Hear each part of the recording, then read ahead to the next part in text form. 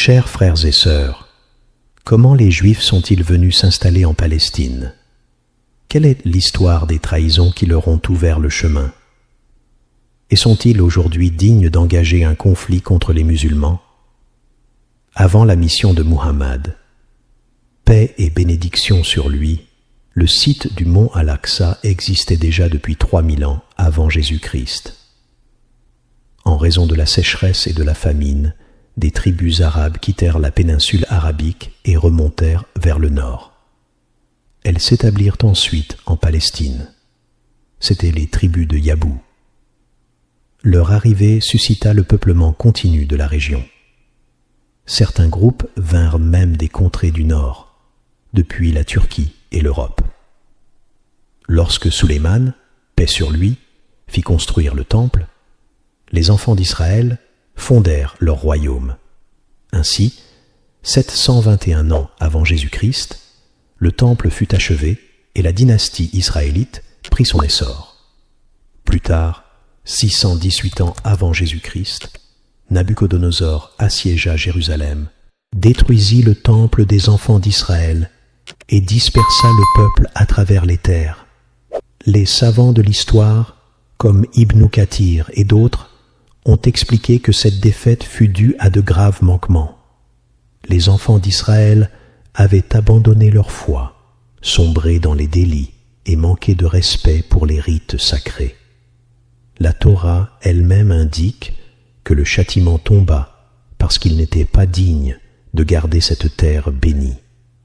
538 ans avant Jésus-Christ, les Juifs commencèrent à regagner la Palestine et à se rassembler autour de Jérusalem. Ils ne constituèrent toutefois pas encore une seule nation. Ils arrivèrent en tribus dispersées et vécurent parmi les Arabes, dont les descendants habitaient toujours ces lieux. Les années s'écoulèrent. Dieu envoya à son peuple plusieurs prophètes, à la suite les uns des autres, comme il l'a souhaité. Ainsi, il envoya vers les Égyptiens Youssef, paix sur lui, et vers les habitants de l'Irak Younous, paix sur lui. Cela ne signifie pas que, parce qu'il envoya des envoyés aux enfants d'Israël en Palestine, ils sont l'origine ou le sommet de l'humanité. Les prophètes étaient envoyés à qui Dieu le voulait, et chaque communauté eut son messager. Pour l'ensemble de l'humanité, Dieu n'a envoyé qu'un seul prophète, notre maître Muhammad, paix et salut sur lui.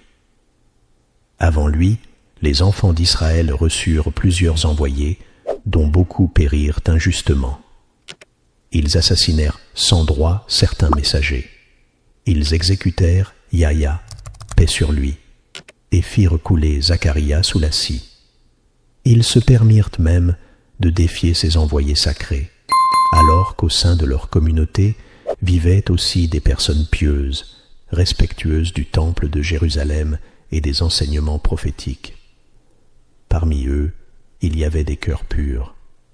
Par exemple, la mère de Mariam, paix sur elle, fit vœu, comme mentionné dans le livre sacré, que l'enfant qui grandirait en son sein serait entièrement consacré au service du sanctuaire. Ils offraient des promesses solennelles dès la vie fœtale. L'enfant naissait voué à adorer Dieu et à entretenir le mont Al-Aqsa. Pourtant, la majorité des enfants d'Israël ne méritaient pas cet honneur. Ils agressèrent leurs prophètes et sombrèrent dans la corruption une seconde fois, après l'avoir déjà faite une première. Première corruption, Dieu les châtia par la conquête de Nabuchodonosor. Seconde corruption, 300 ou 400 ans plus tard, ils s'égarèrent de nouveau, perdant le souvenir de leur mission. Alors Dieu envoya Issa, paix sur lui. À l'ouverture de sa prédication, ils utilisèrent le mont Al-Aqsa comme marché pour l'intérêt usuraire et comme champ de loisirs pour les courses de pigeons. Dieu les avertit d'un second châtiment. Les autorités romaines, maîtresses de ces terres, se laissèrent gagner par leurs ruses. Elles capturèrent Issa et voulurent le crucifier. En vérité, ils ne le tuèrent pas, ni ne le crucifièrent. ce ne fut qu'une apparence, car Dieu l'éleva auprès de lui. Pendant qu'il était présumé mort, ce même lieu, que nous appelons aujourd'hui la mosquée Al-Aqsa et que nommait Temple, resta un théâtre de profanation et de divertissement.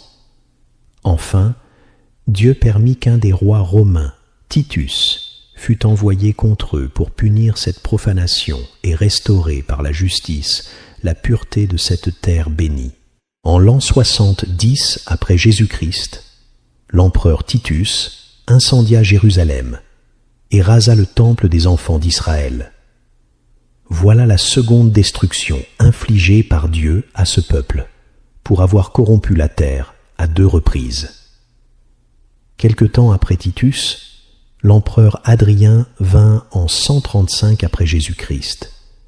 Il a nivelé la surface du mont Al-Aqsa, détruit la mosquée et fait disparaître tous les repères sacrés. Les Juifs, sans la moindre préparation pour défendre ce lieu, ne comprirent même pas qu'ils étaient en guerre. Si tu scrutes l'histoire des enfants d'Israël, tu verras qu'ils sont comme Dieu les décrit dans son livre, excessivement attachés à la vie. Le plus important pour eux est de rester en vie, même au prix de la servitude, de l'humiliation et de la soumission totale. Or, un tel attachement à l'existence seul les rend incapables de tenir ferme sur le champ de bataille et de combattre vaillamment. Compare cela à certains de nos frères en Palestine, qui vendent leur âme pour Dieu et se jettent corps et âme contre l'ennemi, prêts à tout détruire et à tout sacrifier pour la gloire de Dieu. Dans l'Évangile, Issa, paix sur lui, a prévenu son peuple. Viendra un temps où l'on détruira ce temple, et il ne restera pierre sur pierre.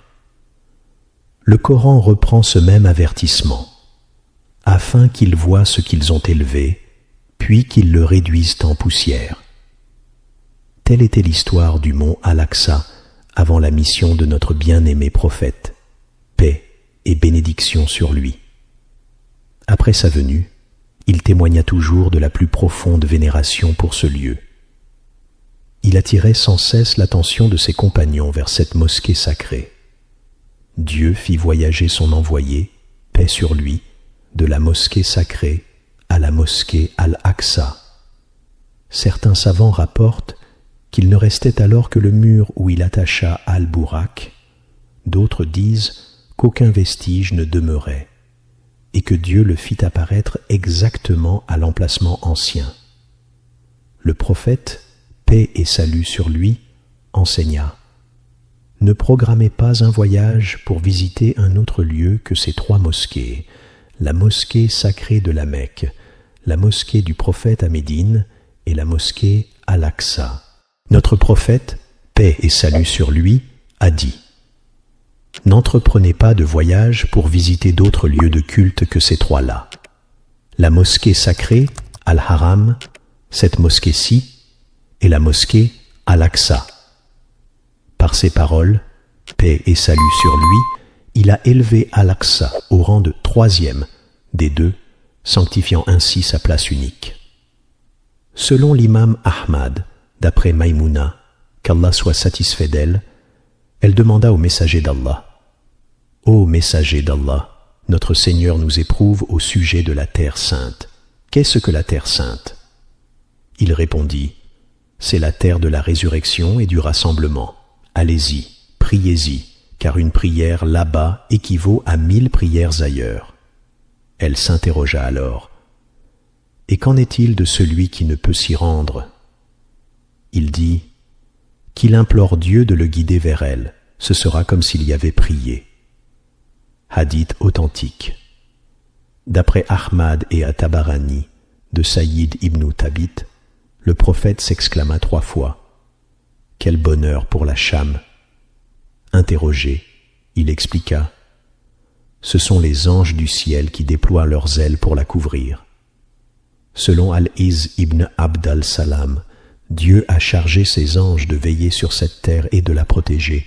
Al-Bukhari rapporte que, lorsqu'il sentit la mort approcher, le prophète, paix sur lui, implora « Ô Seigneur, rapproche-moi de la terre sainte de la distance que l'on parcourt en lançant une pierre. » Il ajouta « Si j'en avais la chance, je voudrais qu'on m'enterre près du chemin, sous la butte rouge, à côté de ce lieu sacré. » La Cham est la demeure de la communauté victorieuse. Selon At-Tabarani, le prophète déclarait « Il y aura toujours un groupe de ma communauté sur la vérité, dominant ceux qui leur font opposition, tels des plats placés l'un parmi l'autre, inébranlables, jusqu'à ce que vienne l'ordre d'Allah. » Quand on lui demanda où il se trouverait, il répondit « Dans les recoins de la maison sainte. » D'après At-Tabarani, de Watila, qu'Allah soit satisfait de lui, le messager, paix et salut sur lui, a dit « Prenez soin de la Cham, c'est la contrée choisie par Allah. Il y installe les meilleurs de ses créatures. Quiconque refuse d'y vivre sera rejoint par son châtiment. En vérité, Allah m'a confié la protection de la Cham et de ses habitants. Parmi ses bénédictions et son prestige divin, Issa, paix sur lui, y descendra à la fin des temps. Le Dajjal y sera vaincu. C'est aussi la terre de la grande épreuve finale entre musulmans et romains, puis entre musulmans et juifs. Selon l'imam Ahmad, d'après Abdullah ibn Umar, le prophète, paix et salut sur lui, a rapporté qu'au terme de la construction de la maison sainte par Sulayman, fils de Daoud, celui-ci formula 3 vœux qui firent de son règne un modèle de justice incomparable. Puis il annonça « Et viendra ce lieu de prière. Quiconque ne vient à cette maison que pour y prier verra ses péchés effacés comme au jour de sa naissance. » Le prophète, paix et salut sur lui, ajouta « Quant à la deuxième vertu, il l'a déjà reçue, et j'espère qu'il obtienne aussi la 3e. » Par la bénédiction de cette mosquée et de ce lieu sacré, les compagnons investirent toujours à le visiter et à l'honorer. Lorsque Umar ibn Khattab, qu'Allah l'agrée, conquit la terre sainte, il ordonna à certains de ses frères « Ne retournez ni à la Médine ni à la Mecque. Installez-vous à Baytul Maqdis, en Palestine, à Jérusalem. » Ubada ibn As-Samit devint alors le premier juge de Palestine. Parmi ceux qui y prièrent et y vécurent, Abu Ubaïda al-Ansari, Safiya, mère des croyants, Mu'ad ibn Jabal, Abdullah ibn Umar, Khalid ibn Walid, Abu Dar al-Ghifari, Abu Darda, et bien d'autres encore. Ibn Umar, qu'Allah soit satisfait de lui, se souvenait du hadith de Sulayman. Quiconque vient à cette maison pour la seule prière en repart purifié de ses péchés. Après avoir prié, assoiffé, on lui proposa de l'eau. Il répondit « Par Allah, rien ici ne me ravit davantage que la prière. Je demeurerai assoiffé jusqu'à ce qu'on m'aide à sortir de la mosquée, puis je boirai. Je suis venu pour prier seul et rien d'autre. Ô vous, ô bien-aimés, tel est l'honneur de cette maison immense. Elle fut libérée des profanateurs et servit de point de ralliement pour la foi pure. » Le regard du prophète, paix et bénédiction sur lui, se tourna vers Baytul Maqdis, encore souillé par l'idéologie chrétienne romaine. Tout comme il avait chassé le polythéisme de la Mecque pour y établir la foi, il souhaitait purifier Jérusalem de toute trace de mécréance et d'injustice. Lorsque son état fut stable à Médine, il rédigea des lettres destinées à Héraclius, l'invitant à embrasser l'islam. À défaut, il demandait qu'on accorde aux musulmans la liberté de se rendre à Baytul Maqdis pour en purifier le sol. Le prophète, paix et salut sur lui, envoya alors cette lettre grandiose au puissant Héraclius. Après cela, le prophète, paix et salut sur lui, dépêcha Haritha ibn Umayr, messager de l'envoyé d'Allah, vers Shahrabil al-Ghassani, roi de Bosra en Cham. Les Ghassanides étaient un peuple arabe certes chrétien, établi en Syrie. Lorsque Sharabil lut la lettre, il s'emporta, fit enchaîner Haritha et le fit exécuter. Or les messagers ne doivent jamais être tués. Ce fut le premier sang versé contre un envoyé du prophète, paix sur lui. Craignant que l'alliance ne se brise et que d'autres souverains n'osent de pareilles offenses, le prophète, paix et salut sur lui, ordonna de rassembler une armée pour laver cet affront et purifier la Cham. En l'an 8 de l'Hégire, 3000 combattants se réunirent sous son commandement. Ils affrontèrent l'armée romaine à la célèbre bataille de Mouta, où, bien que les Romains eussent 200 000 hommes face à seulement 3000 musulmans, seuls 12 croyants tombèrent en martyrs. Les Romains, en revanche, subirent une telle hécatombe que, selon un compagnon, 9 épées se brisèrent contre son bras, tant le fer heurtait les crânes ennemis, ne lui laissant qu'un unique fragment d'acier yéménite dans la main. Sans ce revers, les chrétiens d'Orient auraient poursuivi leur marche vers Médine. Mais effrayés par leur propre chute, ils se replièrent, creusant ainsi leur propre tombe. Les compagnons revinrent victorieux à Médine, marquant la première guerre entre les musulmans et les gens de la Cham. Un an plus tard, le prophète, paix et salut sur lui, apprit que l'Empire romain préparait une vaste expédition pour envahir la péninsule arabique, avec une armée sans pareille. Malgré la pénurie de moyens et les conditions difficiles, il mobilisa 30 000 hommes et partit vers Tabouk, affrontant la chaleur accablante et la fatigue. À leur arrivée, les Romains se retirèrent sans combattre, conscients de la force que révélait déjà cet Oumar. Ainsi débutèrent les premières escarmouches entre musulmans et Romains, tandis que la mosquée Al-Aqsa continuait de gémir sous la domination chrétienne. Ses murs étaient ceints de croix, son sol jonché d'ordures. Le prophète, paix et bénédiction sur lui, n'oubliait jamais ce lieu sacré, et son regard se tournait sans cesse vers la Chamilla, espérant le jour où il purifierait la terre sainte de toute souillure. Qu'Allah, le très miséricordieux, nous accorde la force de préserver la pureté de ces lieux sacrés et la victoire sur toute épreuve.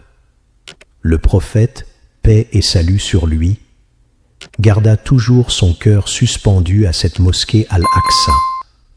Il ne souhaitait pas quitter ce monde sans l'en délivrer de toute souillure.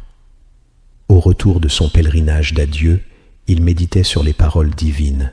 « Aujourd'hui, j'ai parachevé pour vous votre religion et accompli sur vous mon aumône, et j'agrée l'islam comme religion pour vous. » Puis la sourate An-Nasr descendit. Quand vient le secours d'Allah et la victoire, et que tu vois les gens entrer en foule dans la religion d'Allah, alors célèbre la louange de ton Seigneur et implore son pardon, car il est vraiment repentant. Ces versets témoignent de l'approche de son terme, tout en laissant transparaître son ultime désir. Quelques jours après son retour à Médine, le prophète, paix et salut sur lui, commença à ressentir les effets de la maladie mortelle, un mal de tête tenace. Il disait « Je ressens encore la trace du poison que la Juive m'a administré. Qu'Allah, le très miséricordieux, nous accorde la force de préserver la pureté de ces lieux sacrés et la victoire sur toute épreuve. » Le prophète, paix et salut sur lui, garda toujours son cœur suspendu à cette mosquée Al-Aqsa. Il ne souhaitait pas quitter ce monde sans l'en délivrer de toute souillure. Au retour de son pèlerinage d'adieu, il méditait sur les paroles divines. « Aujourd'hui, j'ai parachevé pour vous votre religion et accompli sur vous mon aumône, et j'agrée l'islam comme religion pour vous. » Puis la sourate An-Nasr descendit. Quand vient le secours d'Allah et la victoire, et que tu vois les gens entrer en foule dans la religion d'Allah, alors célèbre la louange de ton Seigneur et implore son pardon, car il est vraiment repentant. Ces versets témoignent de l'approche de son terme, tout en laissant transparaître son ultime désir. Quelques jours après son retour à Médine, le prophète, paix et salut sur lui, commença à ressentir les effets de la maladie mortelle, un mal de tête tenace. Il disait « Je ressens encore la trace du poison que la Juive m'a administré. » Malgré son état, l'envoyé d'Allah prépara une armée pour purifier la Cham. Il chargea Usama ibn Zaïd, qui n'avait pas 15 ans, de conduire les troupes jusqu'aux frontières de Balka et des environs de la Palestine. Il lui ordonna « Pars avec ton armée jusqu'à ce que vous fouliez la terre de Palestine. » L'armée fut alors rassemblée et équipée, prête à marcher. Hélas, après seulement quelques mois, le prophète, paix et salut sur lui, rejoignit son Seigneur. Abu Bakr, qu'Allah l'agrée, fit immédiatement partir l'expédition d'Oussama. Par la suite, d'autres armées s'élancèrent vers l'Irak, la Jordanie, la Palestine et la Syrie, ouvrant ainsi les portes de la Cham. Dès son accession au califat, Abu Bakr, qu'Allah l'agrée, dépêcha des détachements vers l'Irak, sous le commandement de Khalid ibn Walid, vers la Palestine et la Syrie, sous la direction d'Abu Ubaïda al-Ansari. Les armées combattaient simultanément sur ces deux fronts. Lorsque la troupe de la Cham faiblit face à la concentration des forces romaines, Abu Bakr ordonna à Khalid, qu'Allah l'agrée, de se rendre en Syrie pour secourir les musulmans. Au terme de ces premières expéditions, la terre de Palestine resta encore largement hors de portée de l'Oumma. Les conquêtes ultérieures sous le califat de Oumar, qu'Allah l'agrée, puis la libération de Jérusalem par Salah ad-Din, et enfin la situation actuelle de la Palestine, feront l'objet de notre prochain épisode. Les armées se rassemblèrent en Cham, et la plupart des villes tombèrent sous domination musulmane. Gaza, Akka, Rafah et Jaffa ouvrirent leurs portes. Il ne restait plus que Baytul Maqdis. En Jumada de l'an 13 de l'Hégire, Abu Bakr, qu'Allah l'agrée, rejoignit son Seigneur avant que la sainte ville ne fût libérée. Umar ibn Khattab, qu'Allah l'agrée, lui succéda et ordonna aux armées stationnées en Cham de se mettre en marche. Elles encerclèrent Damas pendant 4 mois. Lorsque Khalid ibn Walid, qu'Allah l'agrée, aperçut une armée romaine forte de 200 000 combattants face à seulement 36 000 musulmans, il se leva parmi son peuple et proclama « Voici un jour d'Allah, point d'oppression ni de fuite. Purifiez votre engagement et recherchez la face d'Allah. Ce jour-là aura des retombées mémorables. » Le fer de la résistance romaine était redoutable. Dans certains affrontements, il faisait courir une chaîne entre 10 soldats pour les lier. Ainsi, si l'un d'eux tombait, les autres étaient empêchés de battre en retraite. Pourtant, les musulmans les frappèrent d'une victoire retentissante lors de la bataille d'Ajnadayn, en l'an 15 de l'Hégire, 634 après Jésus-Christ, au sud-ouest de Jérusalem. Des compagnons éminents, tels que Ma'ad ibn Jabal, prirent part à ce combat. Pendant son règne, Oumar, qu'Allah l'agrée, supervisa ses armées avec une vigilance sans faille, veillant à ce que chaque front soit pourvu de renforts et de ravitaillements adaptés. En l'an 14 de l'Hégire, 635 après l'ère chrétienne, les troupes se dirigèrent vers Jérusalem et en bouclèrent les remparts. Le grand prêtre, voyant l'armée d'Abu Ubaïda al-Ansari encercler la ville, demanda à ses soldats « Qui vient d'arriver ?» Ils répondirent « Une force imposante conduite par Abu Ubaïda et ses compagnons. » Puis, à l'apparition des troupes de Khalid, les musulmans jubilèrent. Les Romains, croyant voir le calife Oumar lui-même, s'interrogèrent. Ils consultèrent le grand prêtre qui déclara « Par la vérité de l'Évangile, si votre émir est parmi eux, votre perte est imminente. » Interpellé sur ce fondement, il expliqua « J'ai lu dans l'Évangile qu'un conquérant, dont le portrait ressemble à celui d'Oumar ibn Khattab, ouvrira Jérusalem. Mais quand ils comparèrent la description à Khalid, ils constatèrent qu'elle ne lui correspondait pas. Réalisant qu'ils faisaient face à de véritables héros, ils se resserrèrent dans le combat, déterminés à défendre leur cité.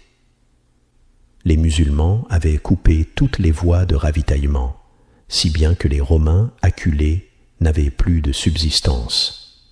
Ils envoyèrent alors des émissaires à Khalid, qu'Allah l'agrée, et à Abu Ubaïda, qu'ils informèrent « Nous sommes prêts à nous rendre, mais seulement devant un émir envoyé par Oumar ibn Khattab. » Abu Ubaïda transmit la requête au calife Oumar, qu'Allah l'agrée. Celui-ci se mit en route vers Ilia, Jérusalem, de la manière la plus simple qui soit. Il chevauchait un seul dromadaire, partageant la place avec son jeune compagnon en alternance.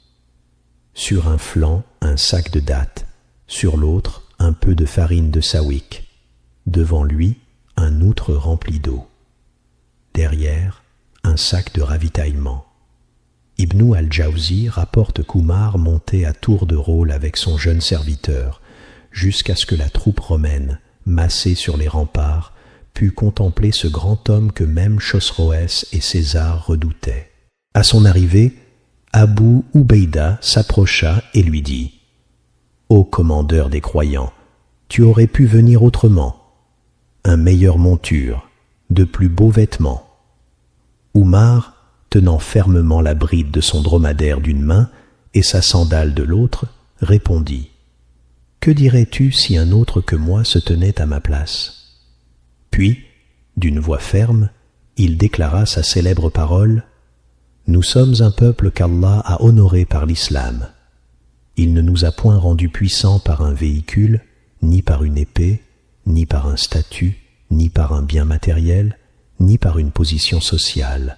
L'honneur est dans l'islam. » Dès l'entrée d'Oumar dans Jérusalem, la cité s'ouvrit devant lui comme on ouvre les portes à un conquérant illustre. Il y rédigea alors la fameuse charte Omariya, garantissant la sécurité de leurs personnes, de leurs biens, de leurs églises et de leurs croix, l'interdiction de s'installer dans leurs églises, de les démolir ou de les profaner, la liberté de culte, adorez votre Seigneur comme vous l'entendez, une exemption de la zakat réservée aux seuls musulmans. En revanche, la jizya serait prélevée conformément à leur statut de non-musulmans. Garde en mémoire ce pacte de tolérance et de protection, car bientôt nous évoquerons l'arrivée des chrétiens ultérieurement en Palestine et les épreuves endurées par les musulmans. Oumar, qu'Allah l'agrée, confirma la sécurité promise aux chrétiens. Ceux-ci, rassurés, regagnèrent leur foyer, déambulèrent dans les souks et circulèrent, petits et grands, en toute quiétude dans les rues d'Elia, Jérusalem. Le calife, le cœur chargé de vénération, scrutait chaque ruelle de Jérusalem en quête du lieu où l'envoyé d'Allah, paix et salut sur lui, avait été transporté lors de l'Isra, ce sanctuaire dont la prière valait 500 prières ordinaires. Il interrogea le patriarche, le grand prêtre, sur l'emplacement exact de cette grande mosquée. Où se trouve la mosquée Al-Aqsa que vous, les Juifs, révériez jadis? Mais le patriarche répondit qu'il l'ignorait. Umar le pressa, s'irrita, et entraîna cet ecclésiastique vers une décharge publique jonchée de débris et de vieux murs. C'est ici qu'elle se dressait. Devant la fosse aux immondices, Oumar ôta son manteau, l'étendit à même le sol, et à l'instar de ses compagnons, ramassa les ordures, pour rendre au lieu sa pureté première. Une fois la terre mise à nu, et les vestiges du mihrab révélés, il se tint debout et accomplit 2 unités de prière. Dans la première, il lut la sourate Sad. Dans la seconde, la sourate Al-Isra. Après la prière, Oumar ordonna d'édifier la mosquée. On utilisa d'abord le bois, permettant d'accueillir 3000 croyants. Les musulmans œuvrèrent avec ferveur pour que ce lieu redevint un espace de dévotion et non de profanation. Sous Abd al-Malik ibn Marwan, on rebâtit en pierre la mosquée Al-Aqsa et l'on érigea le dôme du rocher. Cet état de fait perdura jusqu'à l'avènement des Abbassides, puis des Fatimides. Lorsque les chiites fatimides prirent Jérusalem, ils se montrèrent moins attentifs à Al-Aqsa, car leur piété s'exerçait davantage autour des tombeaux et des sanctuaires funéraires. Aujourd'hui encore, si l'on visite leurs lieux de culte, on remarque qu'ils sacralisent beaucoup plus les sépulcres que la vaste mosquée d'Al-Aqsa.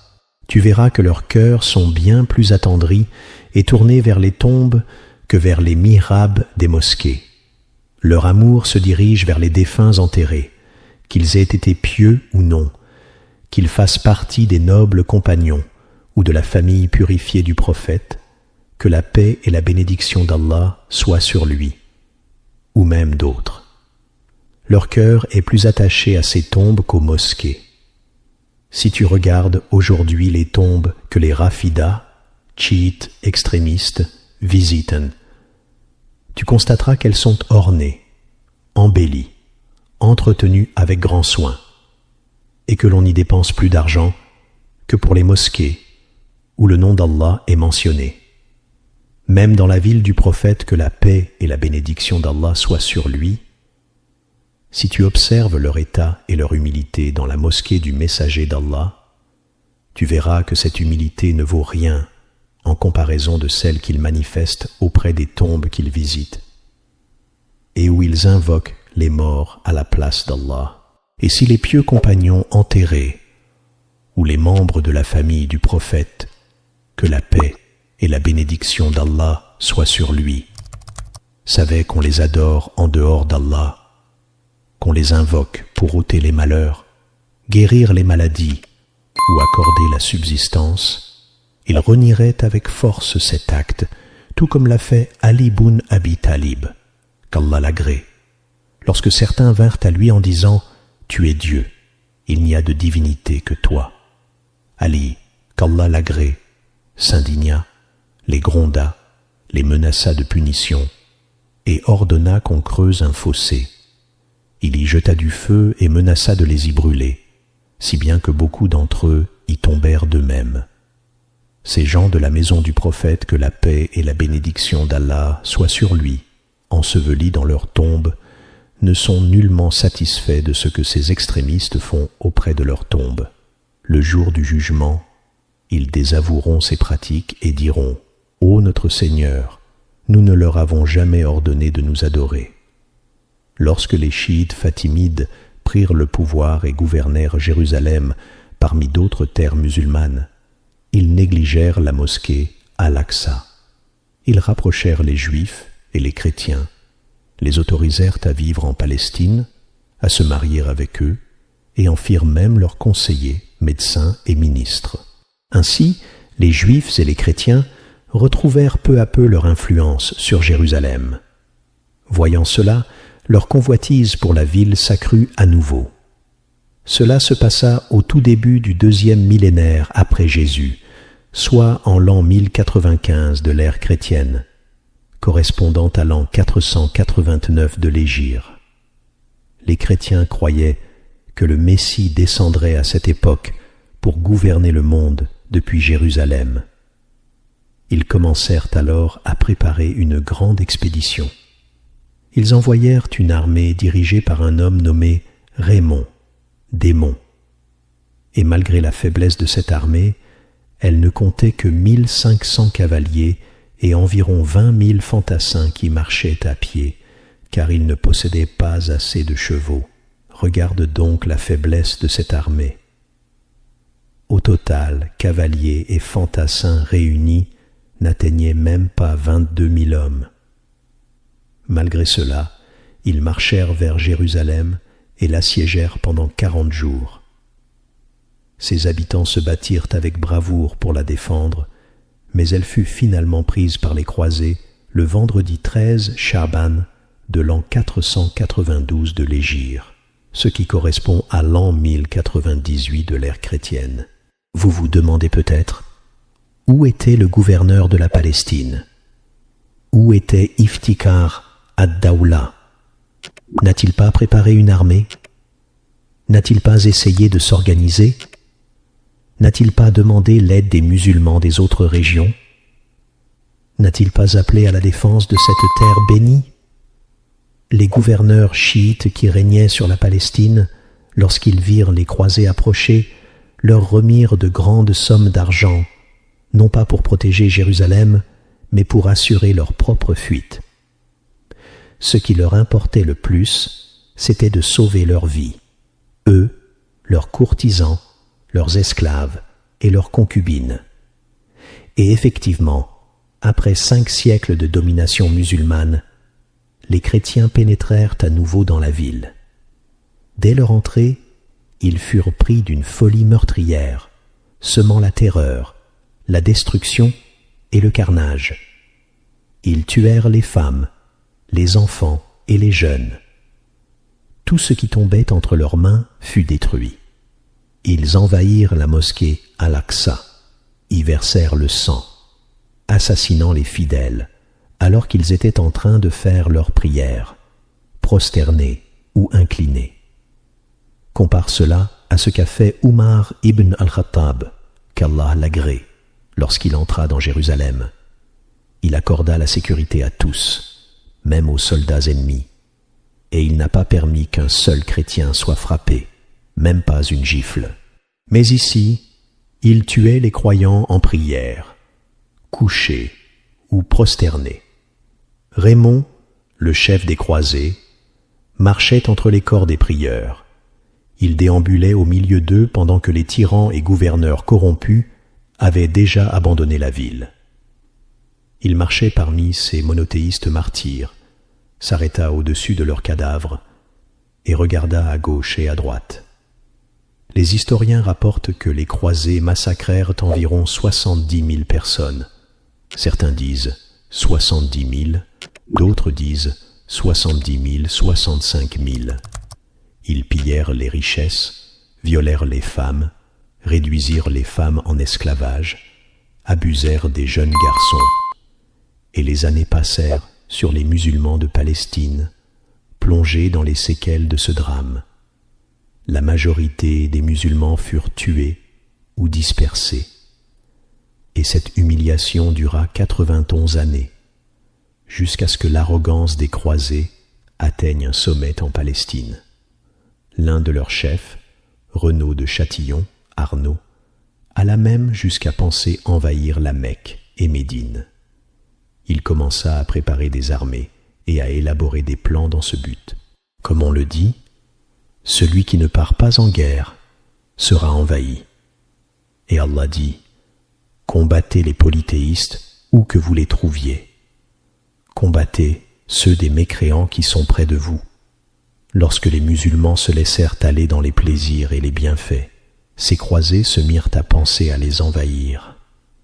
Ils se dirent, hier ils nous ont attaqués, aujourd'hui c'est à notre tour. Cet homme, Renaud, avait vécu 91 ans à profiter des richesses de la Syrie, à manger, boire, jouir de ses plaisirs. Puis il s'est dit, pourquoi ne pas partir en guerre? Moi aussi je peux conquérir. Et il planifia l'attaque de la Mecque et de Médine. Mais alors, Allah donna la permission de la victoire à Salah ad-Din al-Ayyubi, Saladin, le roi victorieux, le sultan de l'islam. Il partit de Damas, purifia les villes côtières, jusqu'à arriver à Ascalon, avançant ensuite vers Baytul Maqdis, Jérusalem. Puis soudain il s'arrêta. Il réfléchit. Il vit la faiblesse de son armée, la multitude de croisés dans Jérusalem, leur puissance, leur équipement, leur position fortifiée. Cela faisait presque 1 siècle qu'il contrôlait Jérusalem. Et il se demanda: comment pourrais-je la libérer? Alors qu'il était dans ce dilemme, des musulmans prisonniers en Palestine apprirent de son arrivée. Parmi eux, un jeune captif originaire de Damas, enfermé dans Jérusalem, écrivit une lettre adressée à Saladin, au nom de la mosquée Al-Aqsa elle-même, dans laquelle il disait: « Ô roi qui a rabaissé les symboles de la croix, une plainte t'est parvenue depuis la noble mosquée. Toutes les mosquées ont été purifiées, et moi, malgré ma noblesse, je demeure souillé. » Lorsque Saladin lut cette lettre, il ne cessa de répéter en larmes: « Toutes les mosquées ont été purifiées, et moi, malgré ma noblesse, je demeure souillé. » Il fut saisi par la jalousie religieuse pour l'islam et se dirigea alors vers Jérusalem en l'an 583 de l'Hégire, soit 1187 de l'ère chrétienne.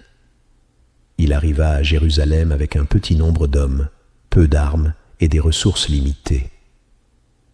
Mais il ne s'appuyait pas sur la force terrestre, il s'attachait à la puissance céleste. Il installa les mangonneaux, catapultes, autour de la ville et combattit avec l'héroïsme des plus valeureux.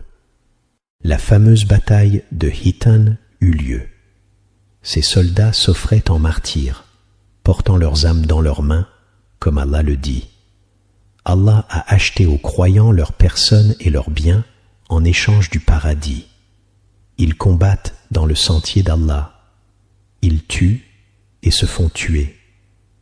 Les troupes de la vérité ouvrirent les portes de Jérusalem, purifièrent la mosquée Al-Aqsa et en expulsèrent les porcs, les croisés. Ils ne craignirent personne. La supériorité numérique des croisés et la puissance de leur armement ne faisaient pas peur aux musulmans. Allah est avec les croyants et il repousse les mécréants. Combattez-les. Allah les punira par vos mains, les humiliera, vous donnera la victoire et guérira les cœurs des croyants. Jamais Allah ne donnera aux mécréants un pouvoir sur les croyants. Ce n'est pas vous qui les avez tués, c'est Allah. Ce n'est pas toi qui as lancé, c'est Allah qui a lancé.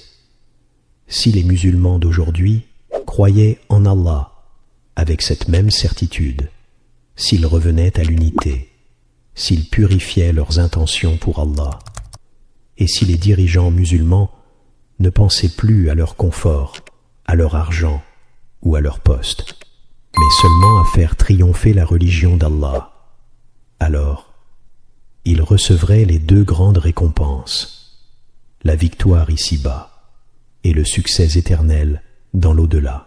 Mais les cœurs se sont affaiblis, la foi a diminué, chacun ne pense plus qu'à ses propres intérêts. C'est ce qu'ont fait les anciens dirigeants de la Palestine quand les Fatimides chiites étaient au pouvoir. Ils disaient « Sauvez-nous et faites ce que vous voulez ». Chacun voulait seulement sa sécurité, sans penser à la souffrance des autres, à ceux qui avaient faim, soif ou tombaient malades. Aujourd'hui, si les musulmans laissaient de côté ces conflits internes et s'unissaient sincèrement, pas seulement les gouvernants, mais aussi les groupes islamiques qui malheureusement s'affrontent entre eux. Comme Allah l'a dit, ou bien il vous divisera en groupes et vous fera goûter l'hostilité les uns des autres. Le prophète, que la paix et la bénédiction d'Allah soient sur lui, a dit que le diable a perdu espoir d'être adoré dans la péninsule arabe, mais il continue à semer la haine entre les musulmans. Quand ces divisions sont arrivées, les intentions se sont corrompues, les groupes se sont opposés, parfois avec les armes, même si leur objectif est le même. Certains savants écrivent des livres contre d'autres prédicateurs, au lieu de se concentrer sur les ennemis réels. Si les musulmans s'unissaient vraiment avec des cœurs sincères et une foi solide, alors la victoire d'Allah arriverait sûrement. Car Allah est avec le groupe uni, et il donne la victoire à qui il veut. Après la victoire de Salahuddin, la Palestine fut gouvernée par les Mamelouks, puis passa sous la domination des Ottomans en Turquie. Ainsi, Jérusalem fut entre les mains des musulmans.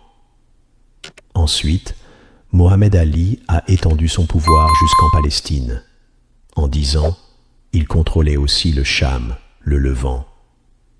Mais son règne s'est ensuite réduit à l'Égypte. Puis le Cham est revenu sous contrôle ottoman. Après cela, les croisés sont revenus. Les Français ont tenté d'envahir, mais sans succès. Puis ce fut au tour des Anglais. Les Britanniques ont pris Jérusalem en 1917. C'est cette même année qu'ils ont promis aux Juifs un foyer national en Palestine, avec la déclaration Balfour. La Grande-Bretagne a alors placé l'Égypte et la Palestine sous sa protection, préparant le terrain pour les Juifs. En 1948, les Anglais ont mis fin à leur mandat sur la Palestine. Les Juifs ont alors déclaré la création de leur État. Ils ont pris Jérusalem-Ouest, qu'ils ont déclaré capitale. Puis, en 1967, ils ont envahi Jérusalem-Est, là où se trouve la mosquée Al-Aqsa. Et depuis ce jour, ils disent que Jérusalem est la capitale unifiée et éternelle d'Israël. Mais derrière eux se tiennent toujours les chrétiens. Pourquoi ? Les chrétiens croient que Jérusalem est la ville de Jésus. Mais ne croient-ils pas aussi que ce sont les Juifs qui ont tué Jésus ? Alors pourquoi soutiennent-ils les Juifs aujourd'hui ? Les Juifs disent « Nous voulons reconstruire le temple de Suleiman ». Ils croient que si le temple est reconstruit, leur sauveur apparaîtra. Et ce sauveur, selon eux, c'est le faux Messie, le Dajjal. Oui, c'est ce que croient encore aujourd'hui les Juifs pratiquants.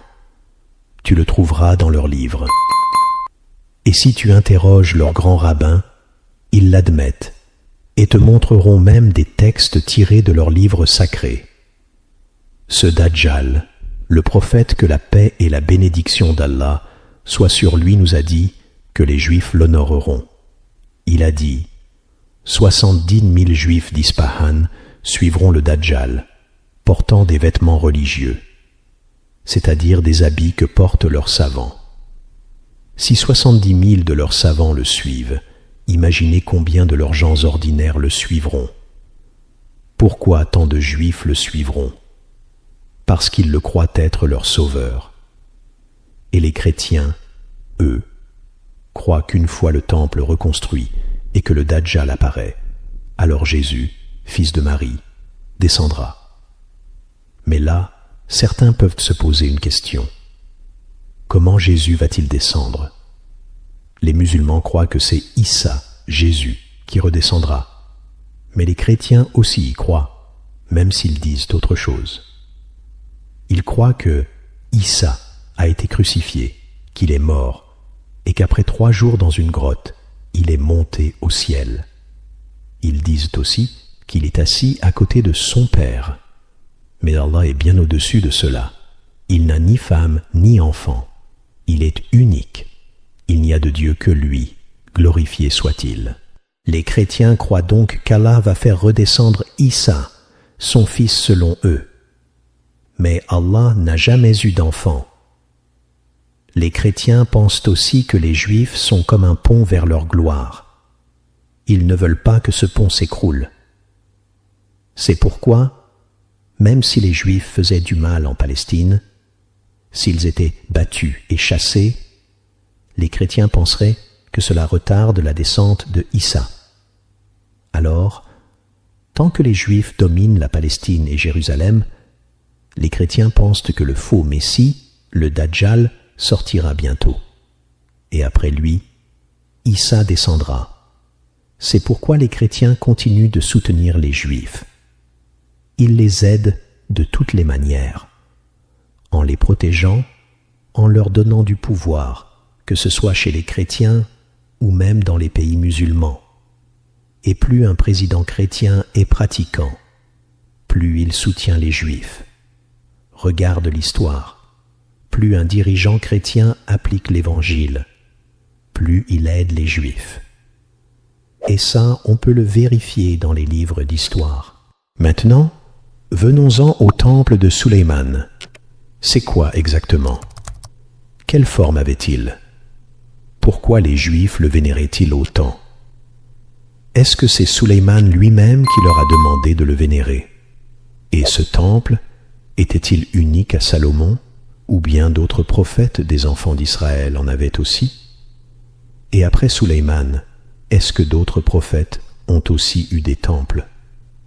Eh bien, chers frères, en étudiant les livres d'histoire, en regardant ce que disent les Juifs dans leur encyclopédie et en consultant aussi la sunna du prophète, que la paix et la bénédiction d'Allah soient sur lui, je vais vous donner des informations que je pense vraies, incha'Allah, concernant le temple de Sulayman, alayhi salam. Des faits, des réalités historiques claires. Sulayman, alayhi salam, a construit un ou plusieurs temples. Le mot temple veut dire un lieu de prière. Pour nous, c'est une mosquée. Les chrétiens l'appellent une église et les juifs l'appellent un temple. C'est un lieu fait pour l'adoration. Comme une mosquée, il a des murs, des coins pour prier, des endroits pour faire retraite, itikaf, etc. Cela prouve que Sulayman alayhi salam n'a pas construit un seul temple. Allah dit dans le Coran que les djinns faisaient pour lui ce qu'ils voulaient. Des sanctuaires, des statues, de grands récipients et des chaudrons fixes. Donc, il construisait pour Sulayman plusieurs lieux de prière. Ce ne sont pas des temples uniques, mais plusieurs lieux sacrés. Et Allah parle de mihrab, au pluriel, pas au singulier. Mais le plus grand de tous ces lieux, c'est celui qu'on appelle aujourd'hui le temple de Sulayman. Pour les Juifs, ce temple est un sanctuaire volé par les musulmans, mais du point de vue islamique, et c'est la vérité basée sur les preuves religieuses, ce lieu est un lieu sacré ancien. Même certains Juifs justes reconnaissent cela. C'est là où se trouve aujourd'hui la mosquée Al-Aqsa, et ce lieu était déjà une mosquée pour Allah depuis très longtemps. Dans un hadith rapporté par Abu Dar radiyallahu anhu et authentifié par Muslim, il a demandé au prophète que la paix et la bénédiction d'Allah soient sur lui. Ô messager d'Allah, quelle est la première mosquée construite sur terre? Le prophète, que la paix et la bénédiction d'Allah soient sur lui, a répondu: la mosquée sacrée, Al-Masjid Al-Haram, d'État. Ensuite, Abu Dar a dit: et ensuite? Le prophète, que la paix et la bénédiction d'Allah soient sur lui, répondit: puis la mosquée Al-Aqsa. Abu Dar demanda: quelle est la durée entre les deux? Il répondit: 40 ans. Hadith rapporté par Muslim, authentique sans aucun doute. La première à avoir construit la Kaaba, c'étaient les anges. Puis, après sa destruction, certains des enfants d'Adam l'ont reconstruite. Elle a été détruite encore. Puis Ibrahim alayhi salam l'a reconstruite avec Ismaïl.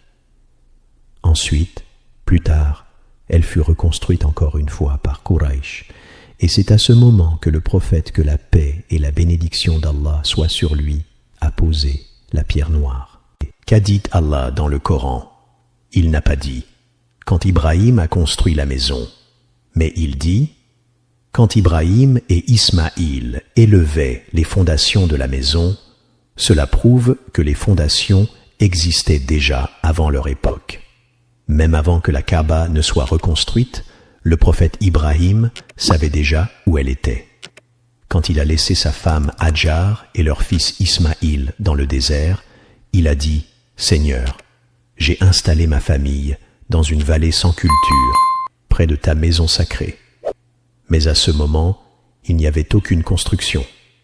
La maison était invisible, car détruite. Mais il savait que cet endroit était l'emplacement sacré de la maison d'Allah. Plus tard, quand Ismaïl a grandi, Allah a ordonné à Ibrahim de reconstruire la maison C'est là que vient le verset.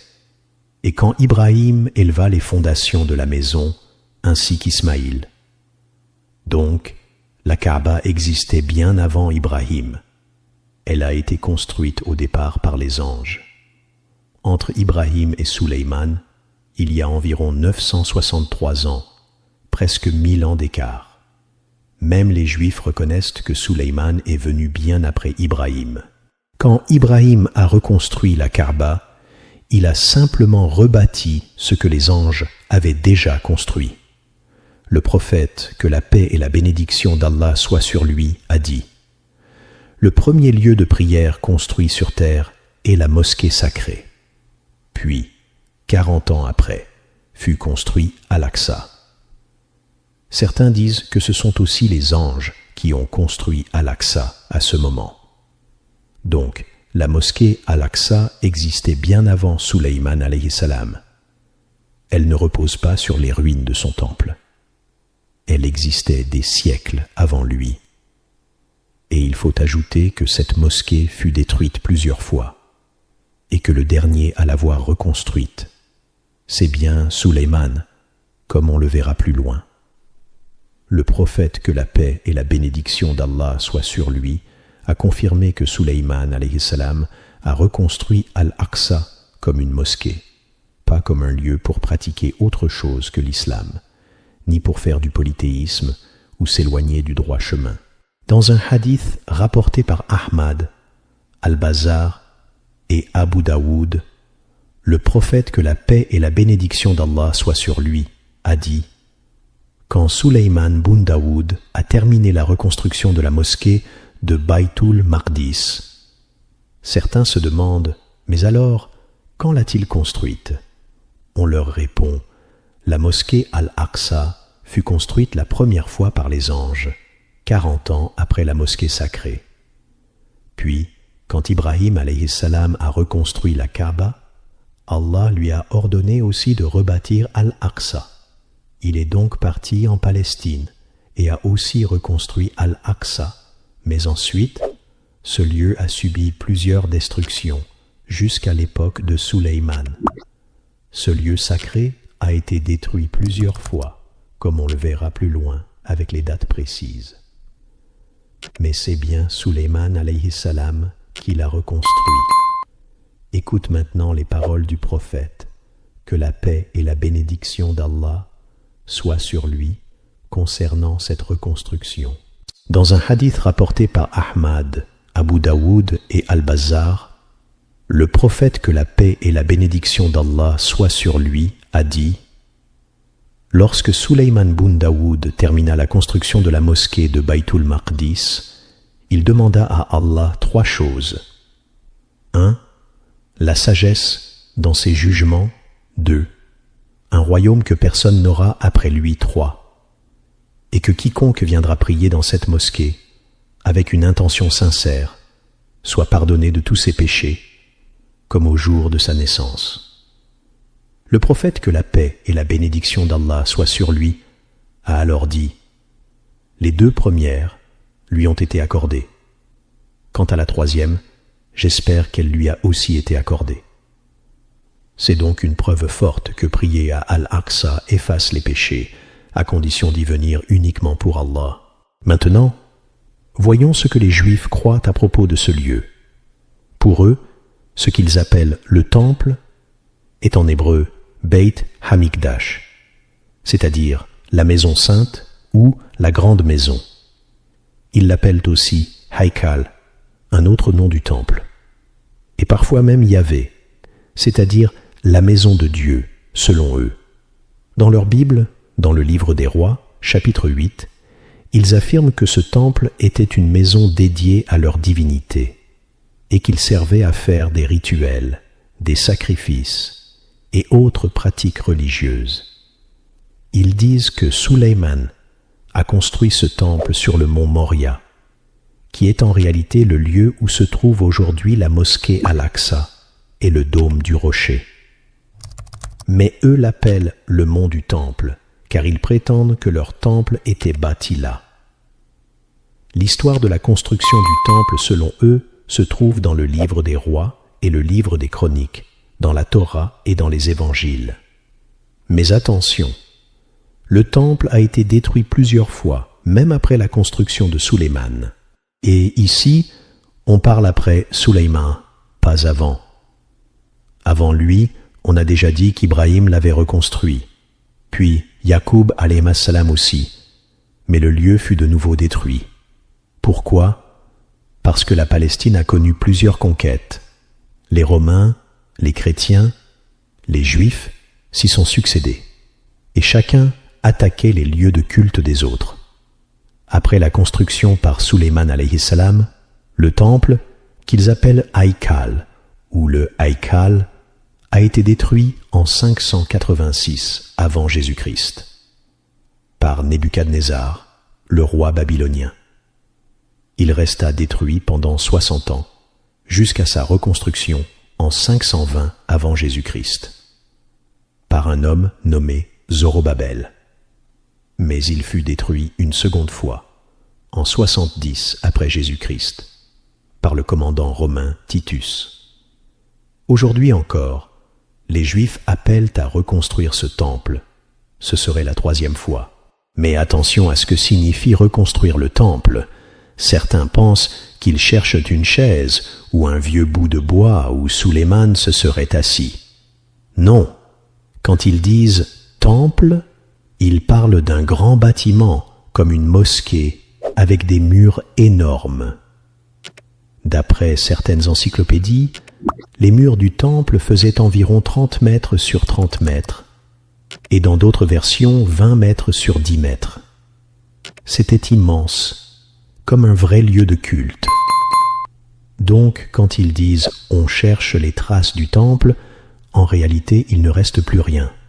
Ce ne sont que des pierres effondrées, certaines détruites, d'autres usées par le temps. Mais malgré tout, les Juifs vénèrent cet endroit et ont un seul but, détruire totalement la mosquée Al-Aqsa pour y reconstruire leur temple, qu'ils appellent le temple de Sulayman. Ils veulent y construire un nouveau lieu de prière, qu'ils nomment aussi mosquée ou oratoire de Sulayman. C'est ça qu'ils veulent dire par temple. Un écrivain juif, Will Durant, dans son livre « L'histoire de la civilisation », dit que la construction du temple fut l'un des plus grands événements de l'histoire juive. Il explique que ce temple n'était pas seulement la maison de leur Dieu, mais aussi le centre spirituel du peuple juif. Pour eux, ce lieu est au cœur de Jérusalem, et Jérusalem serait le centre du monde. Ils disent même que le temple est le plus grand trésor de leur Dieu, et que pour eux, il est plus précieux que les cieux et la terre. Et ils prétendent que Dieu aurait créé le temple avec ses 2 mains, alors qu'il a créé les cieux d'un seul mot. Quand le temple a été détruit par le Romain Titus en 70 après Jésus-Christ, les Juifs n'ont pas pu le reconstruire. Et cela reste le cas jusqu'à aujourd'hui. Leurs dirigeants, comme Ben Gurion, qui fut le premier ministre de l'État d'Israël, ont déclaré « Il n'y a pas de sens à Israël sans Jérusalem, et il n'y a pas de valeur à Jérusalem sans le temple. » Mes chers frères et sœurs, merci d'être restés jusqu'à la fin de cette vidéo. Qu'Allah vous récompense pour votre patience et votre soif de savoir. Inch'Allah, nous continuerons la suite de cette histoire passionnante dans un prochain épisode